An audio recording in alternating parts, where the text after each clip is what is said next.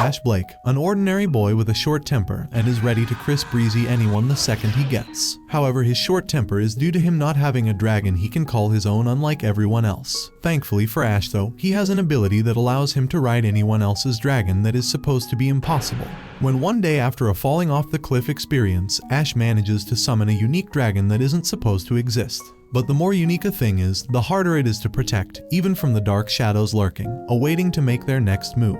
In a strange place surrounded by twisting vines and roots, two small bodies can be found entangled. A boy and a girl. Both of them are hurt and the boy's left arm has been severed. An ancient dragon looks over them, she transforms into her human self and proceeds to kneel over the boy. His name is Ash Blake and he is being given a second chance at life. The ancient dragon restores his arm and the new one has strange markings over it. This will be the start of Ash Blake's life as the Dragon Master. Ash wakes up in a cold sweat in the middle of the night, but something is strange. The moon is glowing red and there is a beautiful woman in his room. She calls herself a Navi and she has come to Ash to inspect him, to make sure that he is befitting to accept her newly born self. Ash does not understand what Navi means by this. He can't even move or speak since his entire body has been paralyzed. He wakes up from the nightmare in his dorm room at the Ancillivin Dragonar Academy. In this academy, students learn how to use their pals, dragons that are assigned to each student since birth. Every student has their own pal that they can ride and train. However, there is an exception to this rule. Ash does not have a pal. Even though he is a senior in the school, he does not have his own dragon, but he is able to ride other students' dragons, an ability that only he seems to have. I mean, some of our exes had this ability too, but you know. The students around the academy consider Ash to be a problem child. They talk behind his back, mocking him for not having a pal yet. This makes Ash's attitude even more secluded and aggressive.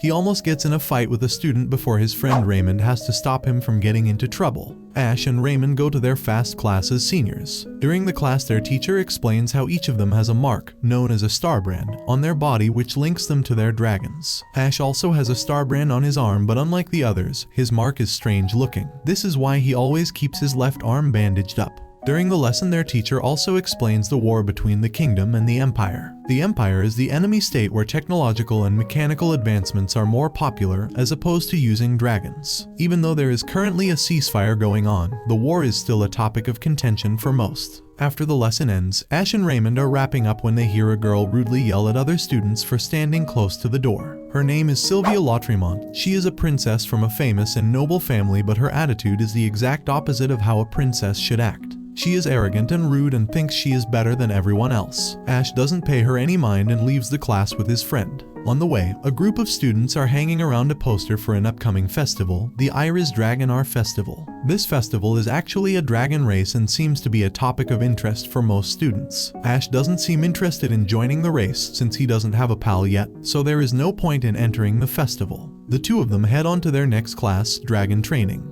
Each student has to ride their dragon and fight an opponent. Ash is using Raymond's dragon for the class. At first, he seems to be doing pretty good. He manages to strike his opponent and block an attack, but in his overconfidence, his dragon crashes into Sylvia's dragon. This minor accident could have become worse, but everything is fine. Not for Sylvia though. She comes up to Ash and Chris Browns him in the face. She calls him careless and a disgrace for not having a pal. In fact, she insults his pal, speculating that his dragon must be dead already. Her words sting and Ash is about to get violent, but Sylvia proposes an even better solution. If he manages to win the Dragonar Festival race, then she will take back everything she said about Ash and his pal. Ash accepts the challenge, despite not having a dragon yet. The following night, Ash sees Navi again. Once again, he cannot move and the woman tells him that in order to complete the ritual, she will inspect his body again, but today is the last night. Ash does not know what this means, and when he wakes up, the race is upon him. Rebecca, the popular and enigmatic student council president of the school, starts off the event and even adds one new clause. The winner will get the chance to go on a date with her. This causes a great frenzy amongst the students. The race starts and Ash once again makes use of Raymond's dragon. The racers swiftly move through the town and countryside, trying to get first place. Sylvia's dragon can fly and she races across the sky before entering a tunnel. In the tunnel, Ash and Sylvia are racing head to head, but a couple of students are intentionally blocking the path with their dragons. Ash, being the rule breaker that he is, forcefully pushes through them, trying to get ahead. The race continues and the dragons go through valleys and rivers, and in the end, Ash fails. He can no longer keep up with the others. However, his loss does not make him feel sad. In fact, he actually enjoyed racing against Sylvia. As he gives his dragon a rest, he hears a sound coming from deep within the forest. He follows the noise and finds a huge metallic structure. Ash wonders what it is when a strange man wearing a mask tells him it's an airship. The man is weird, not only because he knows what kind of mark Ash has, but because he also has a mechanical weapon. Ash jumps thinking the man is a soldier from the Empire. As he falls back, a strange girl attacks him, as if protecting the masked man. Ash runs for his life as the girl follows, declaring war on him. She manages to bring him down and is about to strike but stops. Ash uses the opportunity to grab her, but she falls back, landing on the edge of a cliff that cracks. The girl falls down, but at the last moment, Ash grabs onto her and pulls her back, forcing himself to fall down instead. The masked man does not order the girl to save Ash. Instead, it is at this moment that Ash's arm produces a giant orb that cracks to reveal a little girl with pink hair. This is the moment when Ash's pal is born. But she isn't a dragon at all, and just like Ash, she seems to have something special about her. Instead of falling, the two of them gently land on the ground as Ash holds on to her. Ash looks at the girl in his arms. For a second, they lock eyes, but then the girl pushes him away with an intense force that should not be possible from such a small body. The girl is embarrassed since she isn't wearing any clothes. Ash is astonished at her power. The girl explains that she is a dragon and that Ash should not stare at her when she's not wearing any clothes. Ash is dumbfounded but puts two and two together and realizes this is his pal. He takes the girl back to his dorm covered in only his jacket.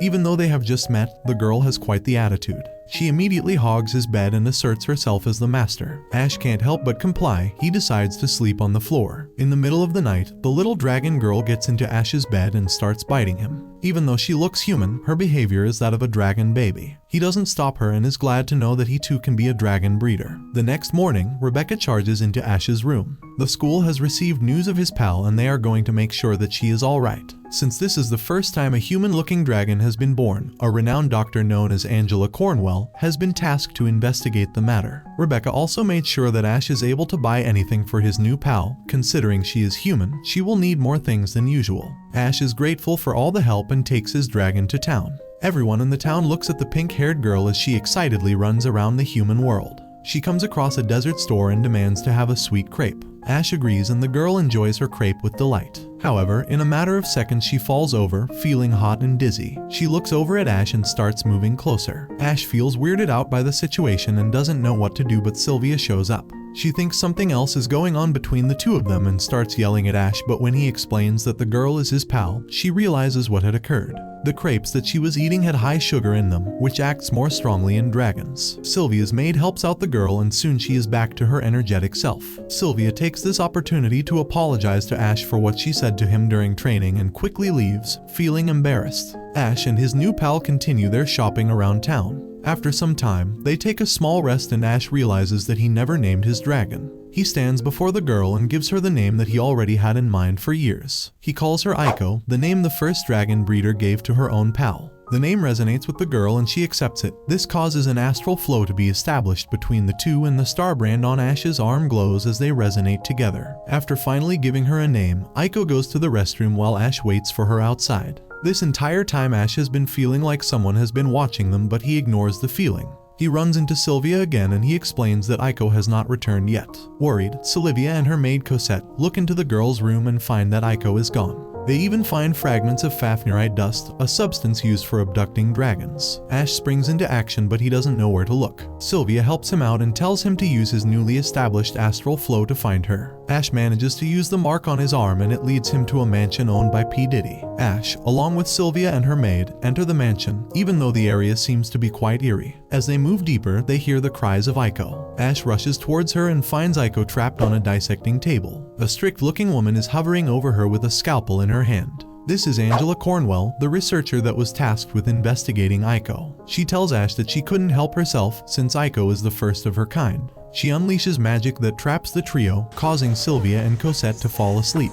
But Ash resists the urge. He looks at the helpless Aiko and forces himself to stay awake no matter the cost. Even Aiko encourages him and through her own rage, power flows into Ash as he overcomes the magic, causing Cornwell to fall back in fear. Ash manages to rescue Aiko. The two of them head back to the academy safe and sound. Even Sylvia and her maid are unharmed from the event. The following day, news of Aiko has spread but Ash only hopes that he doesn't have any more run-ins with Cornwell. Much to his dismay, Angela Cornwell is one of his new instructors. Meanwhile, Ash has been summoned by Rebecca to the student council office. She wants him to join the student council. She tells Ash that there are threats to the academy that may need to be dealt with soon. She knows about the two strangers Ash met during the Dragonar festival, and she believes that they could be Imperial spies who view the academy as a military training ground, even though it's just a normal school where humans can get closer to their pals. Ash does not think that he is the right fit. However, their conversation is interrupted by chaotic screams. A dragon has gone rogue on the school's ground and Sylvia is trying to ride it in order to tame it. However, her efforts are not working and the dragon is only becoming more agitated.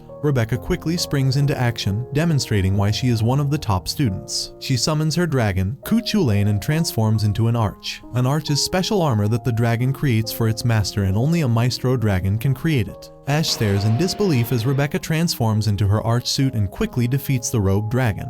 He also notices Sylvia feeling quite embarrassed by the situation. Ash meets up with Aiko in town and talks to her about wanting an arch of his own someday, but Aiko yells at him for asking too much from her. She has no intentions of being too submissive to Ash, since creating an arch usually means the pal has to completely submit to the master. And no, I know what you're thinking, not that type of arch. Their conversation is interrupted by Sylvia and Rebecca. The two of them invite Ash and Aiko to the tavern where they are about to enjoy a delicious feast, but Aiko senses something is wrong outside. Turns out, the mysterious masked man known as Milgaus and his companion Anya have returned once more, unknown to Ash. They have unleashed a giant, undead dragon on the entire city through the use of necromancy. The dragon, which looks more like a zombie, is destroying everything in its path. Ash, Sylvia, Rebecca, and Aiko head out to control the situation. Rebecca immediately summons her dragon and transforms into her arch. She blocks attacks from the undead dragon and unleashes a powerful attack that decapitates the monster, but its head just grows back. Aiko runs head-on towards the beast but is quickly trapped by its tentacles. As she tries to break free, the monster's hold only grows tighter as it absorbs Aiko into its belly. Wanting to save Aiko, Ash asks Sylvia to summon her dragon. The entire ordeal seems to have hit her hard and she can't move, but Ash snaps her out of it and she summons her dragon.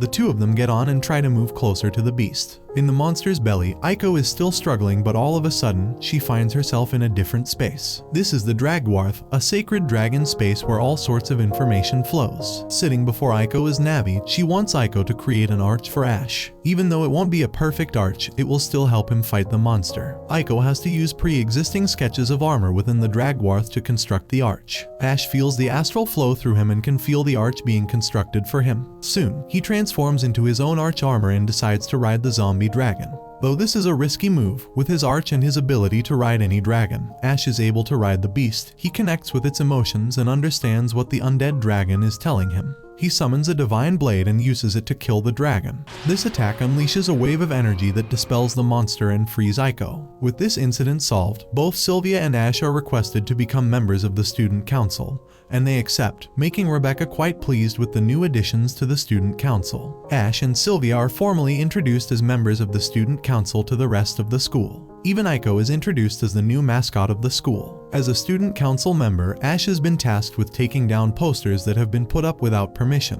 One such poster is for a club dedicated to the Silver Knight. Apparently, after the incident with Necromancer Dragon, Ash's arch form has been titled the Silver Knight, and there is a club dedicated to worshipping and praising the Silver Knight. During study hall, the members of the Silver Knight Club, who call themselves SKFC, interrupt everyone. Their leader, a girl named Jessica Valentine, is looking for any information related to the Silver Knight. Her goal is to marry the knight and bear his children. This makes Ash feel quite weird, since he is the Silver Knight but his identity has not been revealed. Ash and Sylvia ask Jessica to leave, but she does not listen to them until Rebecca shows up. Rebecca whispers something in Jessica's ear, causing the girl to scurry away. In a student council meeting, Rebecca reveals that Jessica's family serve as servants for her own noble family, but she pretends to come from nobility in order to appear from a higher status. She warns that if Jessica manages to marry Ash, she will immediately be granted a noble status because marrying someone with an arch is a big deal. This is why Ash's identity has to be kept a secret. Rebecca also mentions that Veronica, the first princess, will be visiting the academy. The sound of that name causes Sylvia to shrivel up and cower in fear. Veronica is Sylvia's older sister, and based on her reaction, their relationship is not a good one.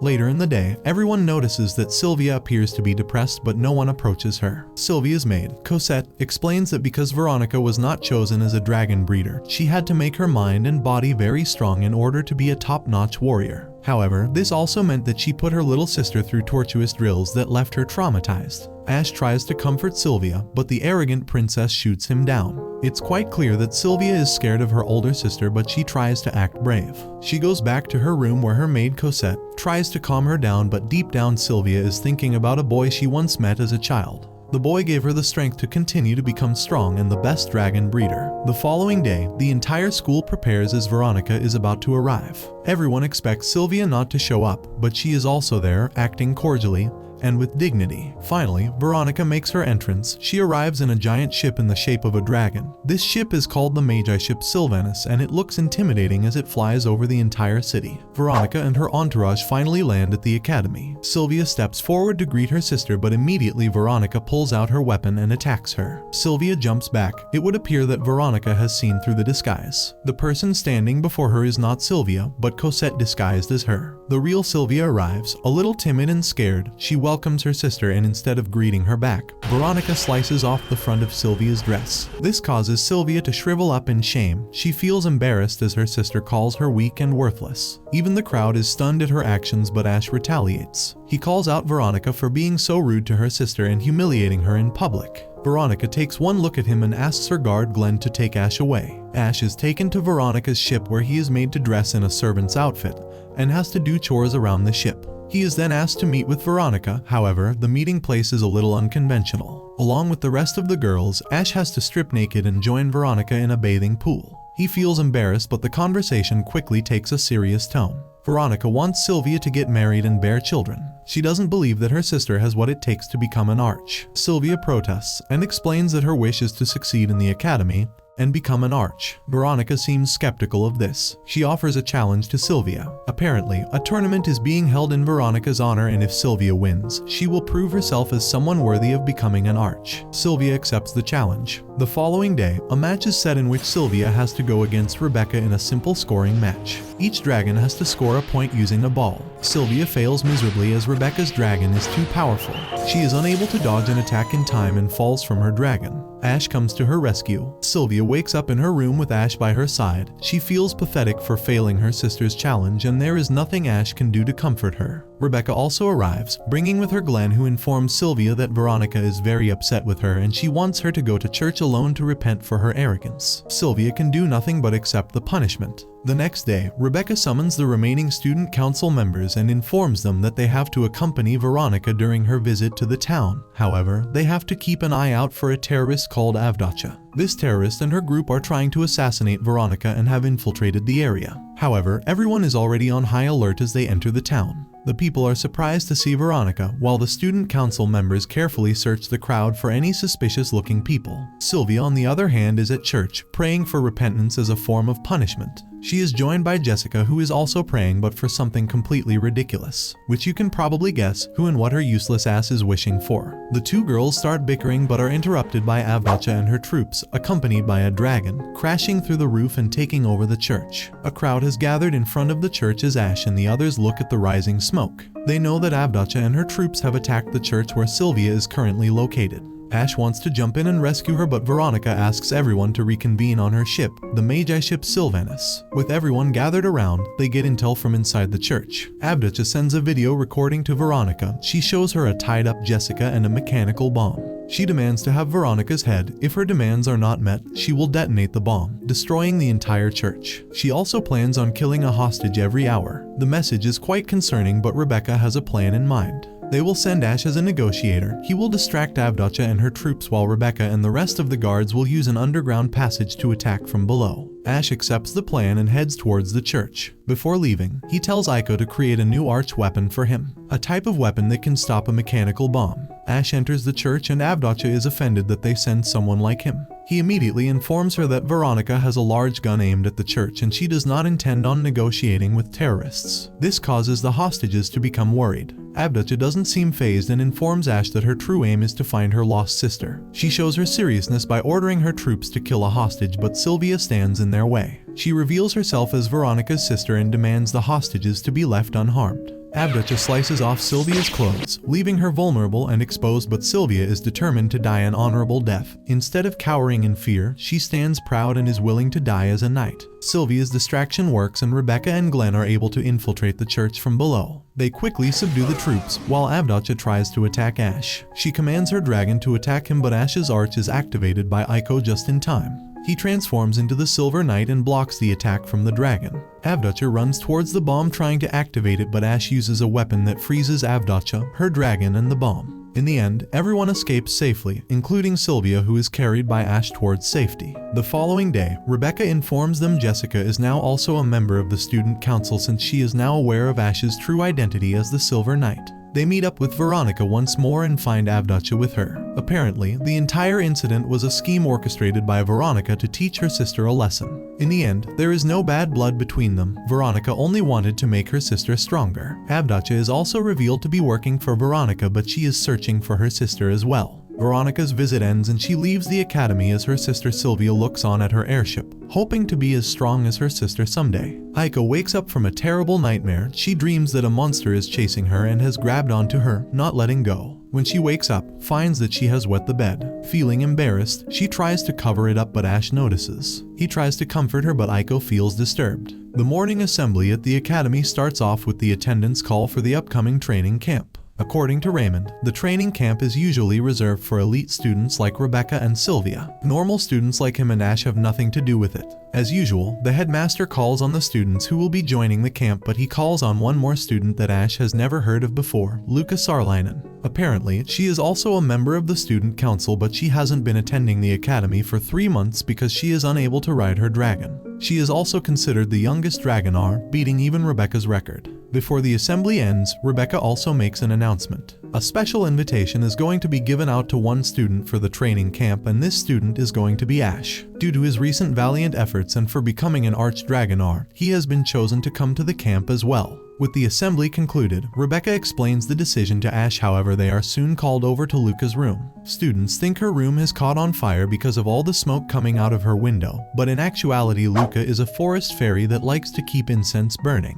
When she wakes up, she is taken aback by Rebecca and the others in her room, but she doesn't react much. She explains that her dragon, Gawain, won't let her ride anymore and the astral flow between them is growing weak. This is a cause for concern because if a dragon is no longer used by its human, it can die. The following night, Ash brings crepes to Aiko, but he notices that she is crying while eating them. Aiko talks to Ash about her nightmare and what she saw. Now that Ash knows how important it is for a dragon and master to stay connected, he tries to comfort her. The next day, while sitting in class, Ash sees Luca going somewhere. He follows her and witnesses her attempt to connect with Gawain. Luca tries approaching her dragon, but it screams at her and appears to be quite weak. After seeing this with his own eyes, Ash requests Rebecca to let him ride Gawain and connect with the dragon to see what's wrong. He doesn't want Luca to lose her dragon, especially after not having his own dragon for such a long time. Rebecca agrees, but first, they have to ask for Luca's permission. Ash speaks to Luca in her room and tells her that he can potentially help out Gawain and try to understand the reason for their weak astral flow. Luca agrees, even though she is scared of what will happen. The entire gang heads out to Gawain's location. At first, Luca tries talking to it again but fails. She runs away, unable to confront her dragon. Ash transforms into his Silver Knight Arch with Aiko's help and faces against Gawain. He approaches the dragon carefully, but the dragon is extremely violent and attacks Ash. The dragon unleashes a powerful attack that instantly breaks Ash's arch armor and he has to retreat. He apologizes to Rebecca for failing but is still worried about Luca. He requests to visit Luca once more in order to convince her to join the training camp.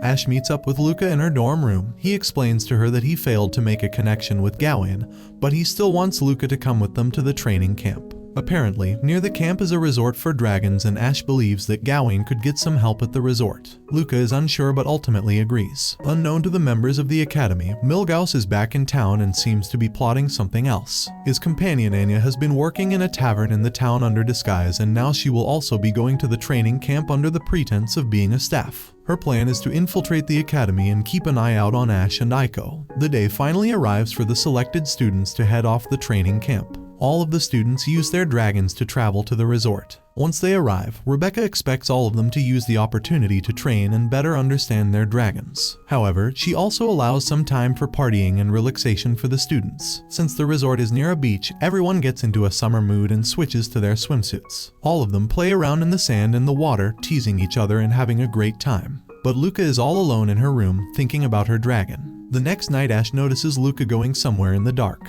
He follows her into the nearby forest where Luca meets up with Gawain, who is resting in the resort. She tries to move closer to him, but he scares her back.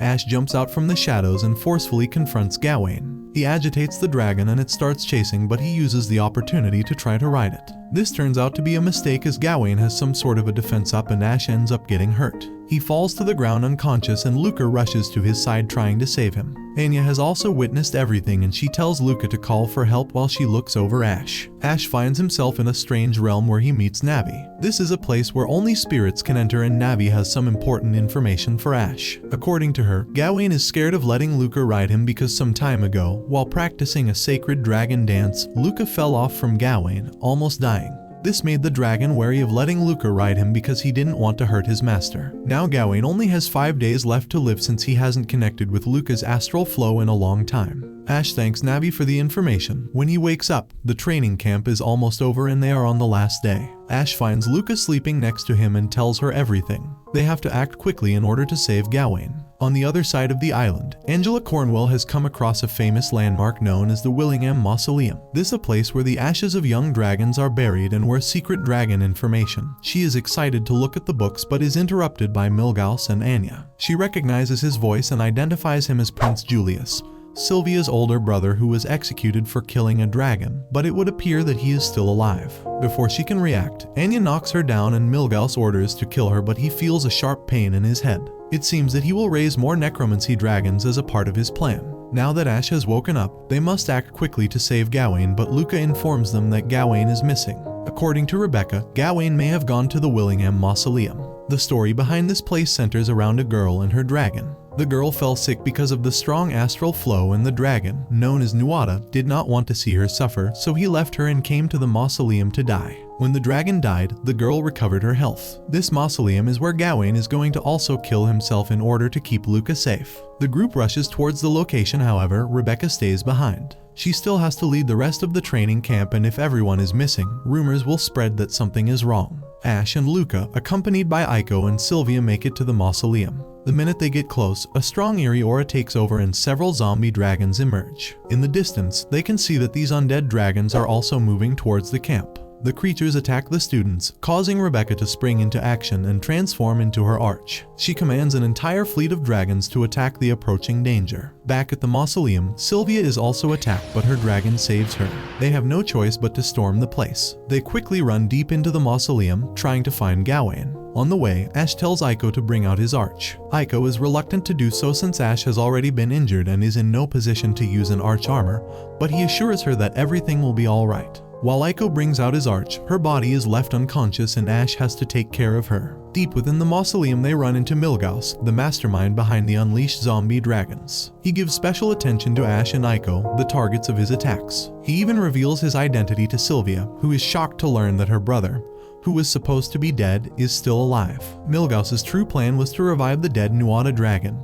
He uses his powers to bring the colossal dragon from the shadows. The group is attacked from all fronts as they try to fight back the necromancy dragons. Sylvia and Luca are both subdued and Aiko is trapped within the enemy's grasp. This causes Ash to scream out her name, causing Aiko to wake up. While she was unconscious, she spoke with Navi, who helped her create an arch armor for Ash that would help him in the situation. She releases the arch and Ash transforms into the Silver Knight. This time, his armor is focused on defense. He can create a weapon that turns enemies into stone and dust. He manages to defeat several dragons, but when he faces Milgaus, he is no match. One attack from Milgaus causes his armor to break. Even though Milgaus is stronger, the Nuada dragon he wanted to revive has returned to ashes. He makes an escape, but there are still several zombie dragons attacking the training camp. Luca uses the opportunity to make an effort as well. She grabs onto Ash and the two of them jump from a cliff. This is Luca's way of letting Gawain know that she isn't scared of him and that she knows that her pal will come and save her. Indeed, Gawain arrives, catching both of them midair. Luca then flies towards the training camp. She unleashes a special dragon dance move that rains down magic that disintegrates the zombie dragons. The training camp is now finally over and everyone comes out of the incident unscathed. Back at the academy, Rebecca holds a little celebration in honor of the victory and Luca reconnecting with her dragon.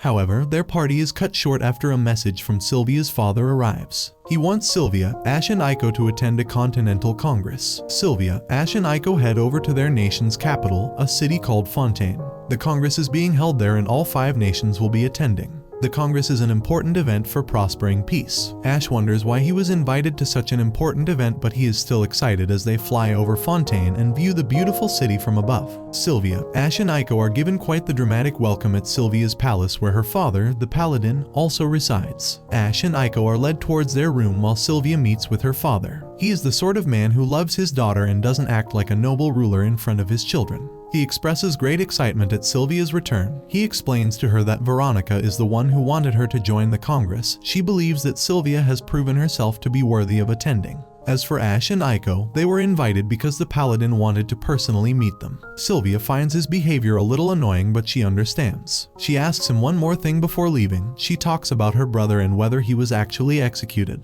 Her father deflects the question, reminding her that of course, as someone who killed a dragon and broke a great taboo, her brother was killed. But Sylvia knows that he is lying. Aiko is completely mesmerized by the city of Fontaine. Ash notices this and takes her out to explore the city. The two of them wander through the city taking in the sights and buying useless things. Even though they are being followed by Anya, they never notice her presence and continue their adventure. They stop at a crepe shop where Ash notices a lot of couples. He starts to feel embarrassed and a little jealous. Aiko tries to cheer him up by holding his hand, but before things can go any further, they are interrupted by Cosette. She has come to take them back to the palace. They have been invited to a banquet with the paladin. They return and are immediately made to dress up in formal attire. Even Sylvia appears in a beautiful dress, causing Ash to compliment her. Before the event starts, the paladin meets Ash and to acknowledge his valiant efforts, the paladin declares Ash a Dragonar, a status that is usually only given to Maestro Dragon Masters. This comes as a great shock to Ash, who graciously accepts. The banquet proceeds and all of them sit down for a lavish meal with the paladin, who is happy to be in the company of his daughter and her friends. He even invites them to the masquerade ball that is going to take place the following day.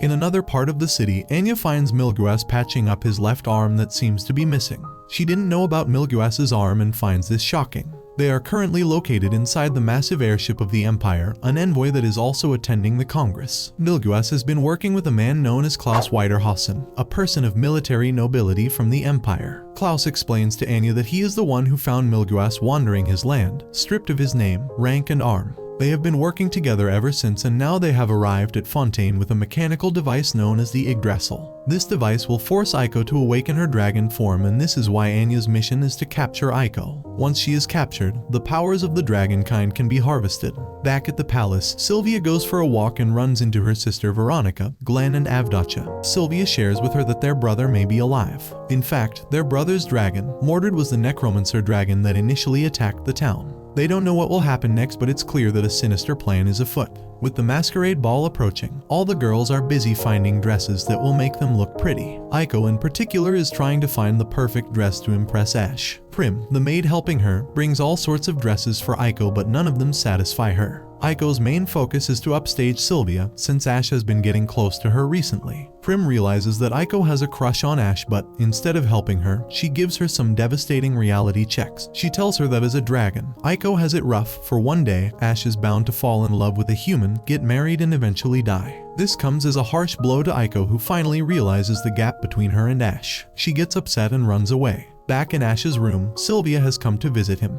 She shares the truth about Milguas and her brother with Ash, letting him know that her father was unable to execute his son and instead chose to exile him, and now he is a spy for the Empire. Sylvia is conflicted about this news. She wants to be glad that her brother is alive, but after everything that he has done, she is not sure. Ash tries to comfort her and the two of them share an intimate moment together. However, they are interrupted by Cosette, who informs them that Aiko and Prim are missing. The weather outside is poor as rain and lightning falls from the sky. Aiko has run off to an abandoned part of the castle where she comes across Anya. Prim is also following her, but she is unable to save Aiko as Anya captures her. Back at the castle, the ball has started, but Ash is worried about Aiko. They still haven't been able to find her. Sylvia and Ash notice that Milgaus and Klaus are in attendance, but they can't do anything. They are guests at the Congress and represent the Empire. Hurting them would only cause trouble. After some time, news arrives that Prim has been found lying on the ground. The girl wakes up and tells everyone what happened. She describes Anya's appearance and informs them that she is the one who abducted Aiko. Ash puts 2 and 2 together and wants to confront Milgaus, but Sylvia stops him.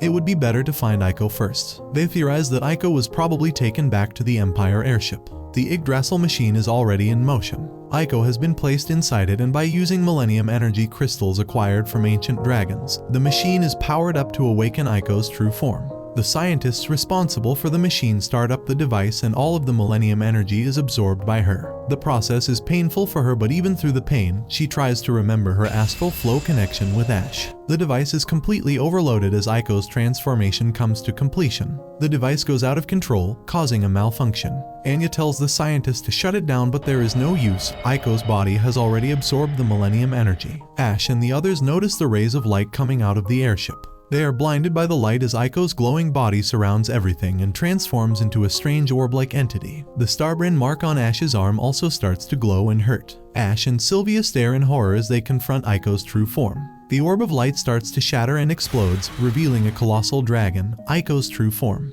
The dragon roars and thrashes around, spreading panic throughout the city. Sylvia and Ash try to get closer, but their dragon cannot fly through. There seems to be a barrier that is stopping them. Other Maestro dragons are also drawn to Aiko's new form, but they can't break through the barrier. They can surround the giant beast. At the ball, all of the guests stare in horror at the beast that has spawned over the city. They all start to panic as the dragon seems to approach them. Amongst the crowd, Klaus pretends to be a victim. He tries to frame the kingdom for unleashing a dragon on the Empire's airships, and confronts the paladin for such display of violence during the Congress. Even though the paladin tries to reason with him, the fear of the dragon is so great that everyone rushes to leave. Veronica arrives, making sure that all of the guests leave safely, but in the end, she ends up confronting Milgaus, the man claiming to be her brother. Milgaus drops the act and reveals that he is in fact not real brother. He is Morid, Julius' old dragon that he once had mastery over. According to him, Julius realized that his dragon was not actually an ally but an enemy from the kingdom of Nehalenia, a dark force that once fought against the kingdom of Avalon. Julius wanted to make sure that Mordred would not cause any harm, so he decided to kill the dragon, but a part of Mordred's spirit remained intact with him due to the connection between them. Ever since then, Mordred has been occupying Julius' body, acting through him and unleashing the necromancy dragons on the people of the kingdom. Mordred's plan is to leave Julius' body and enter Aiko's new form. By achieving this, he will be able to take over the absolute power of the dragon kind, ruling over the entire kingdom. After hearing this, Glenn, who was once Julius' old friend, goes into a frenzy and attacks Mordred. He knew his friend was not capable of committing such horrifying crimes, but Mordred shoves him aside and leaves Julius' body, moving towards Aiko. Veronica reunites with the newly released Julius, her true brother. They two of them look on as Mordred enters Aiko's new form and morphs into a dark demon dragon. Ash and Sylvia meet up with Veronica, and Sylvia gets to meet her brother as well. They now have to come up with a plan to defeat Mordred without harming Aiko. Ash is ready to do whatever it takes to get Aiko back. He is going to try to ride the dragon, even though that could prove to be very dangerous. Julius and Ash board the Sylvanus ship.